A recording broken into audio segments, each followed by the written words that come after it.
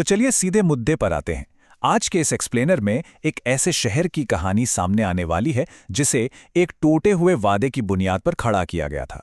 भारत का सबसे मशहूर वेल प्लान्ड शहर चंडीगढ़।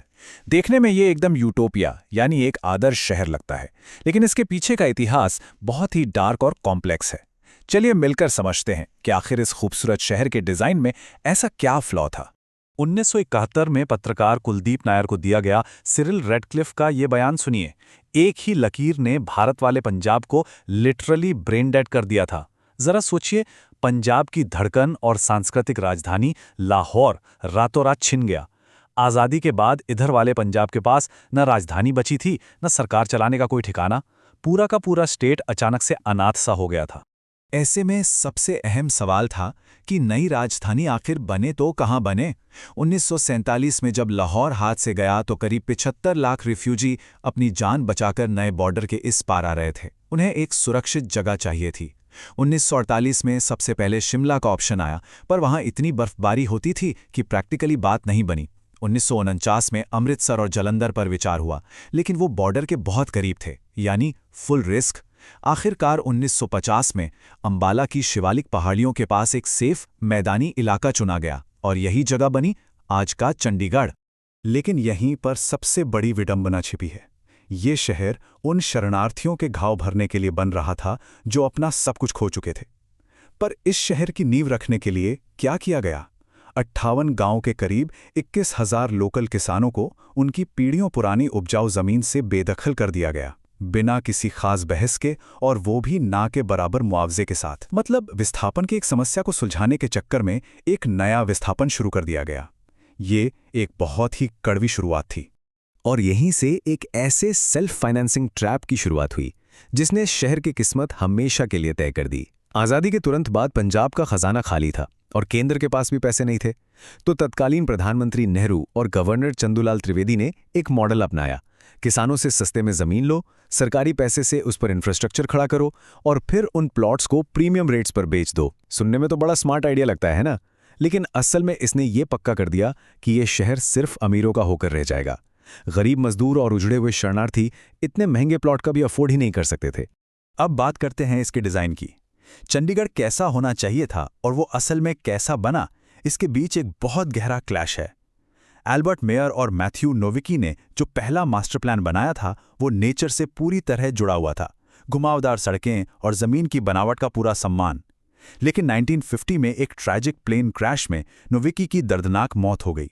इसके बाद प्रोजेक्ट की कमान स्विस फ्रेंच आर्किटेक्ट ली कार्बूजिए के हाथों में आ गई और उन्होंने उस नेचुरल डिज़ाइन को हटाकर अपना बहुत ही रिजिड, मैकेनिकल और कंक्रीट वाला ज्योमेट्रिकल ग्रिड पैटर्न इस शहर पर थोप दिया। हालांकि कार्बूजिए का ये बायोलॉजिकल सिटी प्लान अपने आप में बहुत ही अनोखा था। उन्होंने पूरे शहर को लिटरली एक इंसान के शरीर की तरह डिजाइन किया। सेक्टर 1 यानी कैपिटल कॉम्प्लेक्स इसका सिर बना, सेक्टर 17 कमर्शियल सेंटर के रूप में इसका दिल कहलाया, खुले पार्क और लेजर वैली इसके फेफड़े बने और यूनिवर्सिटीज इसके दिमाग की तरह सेट हुए। और इन सब को जोड़ने के लिए बनाया गया 7V रोड सिस्टम, जो अलग अलग स्पीड के लिए डिजाइन किया गया था और इस शरीर की नसों की तरह काम करता था। आर्किटेक्चर के नजरिए से ये एक मास्टरपीस था, इसमें कोई शक नहीं। लेकिन इस मास्टरपीस की एक बहुत ही डार्क साइड भी थी। इसने क्लास डिवाइड को सचमुच कंक्रीट में ढाल दिया।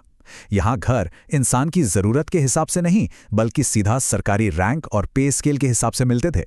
टाइप 1 से टाइप 13 तक के घर अफसरों के रुतबे के लिए फिक्स थे, और जिन मजदूरों ने इस शहर को अपने हाथों से बनाया, या वो रिफ्यूजी जो प्लॉट नहीं खरीद पाए, उन्हें शहर की बाउंड्री से एकदम बाहर फेंक दिया गया। समानता की बात करने वाले देश में ये असमानता का सबसे बड़ा स्मारक बन गया।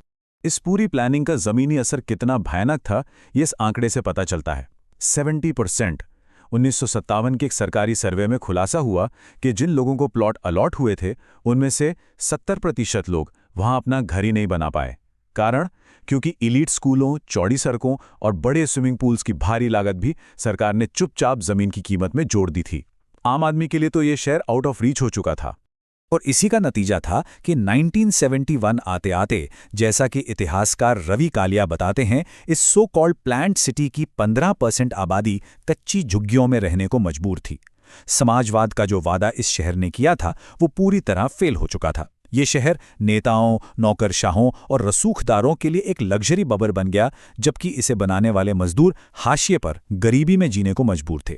Section 2 the 3 state tug of war, a city claimed by many belonging to none.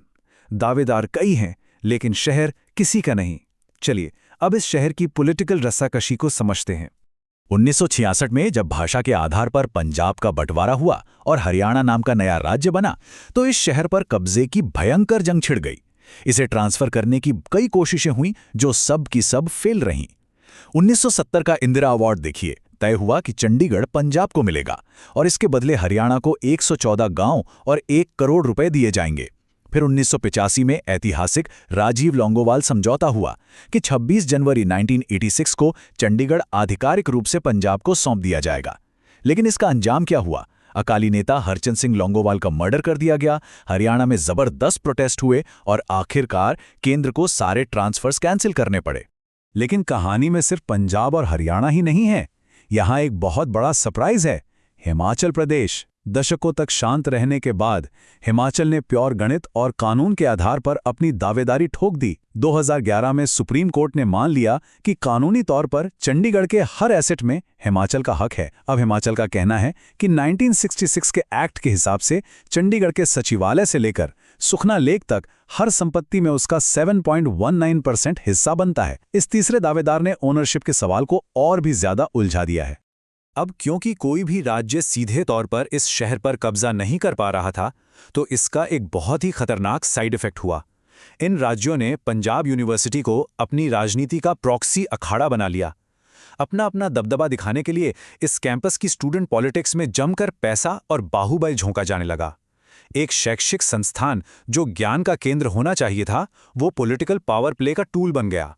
और इस पावर प्ले का नतीजा बहुत ही भयंकर हुआ। जो एलीट कैंपस कभी रिटायर्ड अफसरों की शांतिपूर्ण पनाहगाह माना जाता था, वो अब क्राइम सिंडिकेट्स की फैक्ट्री में बदलने लगा। लॉरेंस बिश्नोई और लक्की पटियाल जैसे बड़े नाम इसी सिस्टम और इसी स्टूडेंट पॉलिटिक्स की ही देन है। इस पॉलिटिकल वैक्यूम ने पूरे इलाके की सुरक्षा की धज्जियां उड़ाकर रख दी। अगर आज के चंडीगढ़ की ज़मीनी हकीकत देखें तो हालत और भी डराने वाली है। 12 लाख। काबूजी ने शहर को मैक्सिमम 5 लाख लोगों के लिए डिज़ाइन किया था, लेकिन आज ये शहर 12 लाख निवासियों के बाहरी बोझ तले लिटरली चरमरा रहा है। ये अपने ही मास्टर प्लान के वजन को नहीं संभाल पा रहा है। और सड़कों का हाल तो पूछिए ही मत। 14 लाख, जी हां, 14 लाख गाड़ियां आज चंडीगढ़ की सड़कों पर दौड़ रही हैं। मतलब शहर में इंसानों से ज्यादा संख्या गाड़ियों की हो गई है। कारबुजिए का वो मशहूर 7B वेन सिस्टम, जो टाउन प्लानर्स के लिए एक मिसाल हुआ करता था, वो आज पूरी तरह से कोलैप्स कर चुका है। और ये नंबर देखिए, 9,85,000। ये कोई छोटी फिगर नहीं है, बल्कि 2024 में सिर्फ 1 साल के अंदर पुलिस द्वारा काटे गए ट्रैफिक चालानों की संख्या है। ट्रैफिक जैम और सड़कों की इसी बदहाल स्थिति को देखकर आज के समय में फ्रस्ट्रेट होकर लोग इस यूटोपियन शहर को तंज कसते हुए चालानगढ़ बुलाने लगे हैं। जो शहर शांति के लिए बना था, वो आज ट्रैफिक और शोरगुल का प्रतीक बन चुका है। तो इस पूरी कहानी के बाद आखिर में बस यही सवाल जहन में आता है। एक घायल राज्य की राजधानी, जिसे उजड़े हुए लोगों के घाव भरने के लिए बनाया गया था, आज असल में किसकी है? क्या ये सिर्फ नौकरशाहों की है, उन राज्यों की है जो आज भी इस पर लड़ रहे हैं, या फिर किसी की भी नहीं? चंडीगढ़ एक बहुत बड़ा रिमाइंडर है कि कैसे एक बेहतरीन डिज़ाइन वाला शहर भी अपने असल मकसद में पूरी तरह फेल हो सकता है। अब इसका सही जवाब क्या है, ये तो शायद आने वाला वक्त ही बताएगा।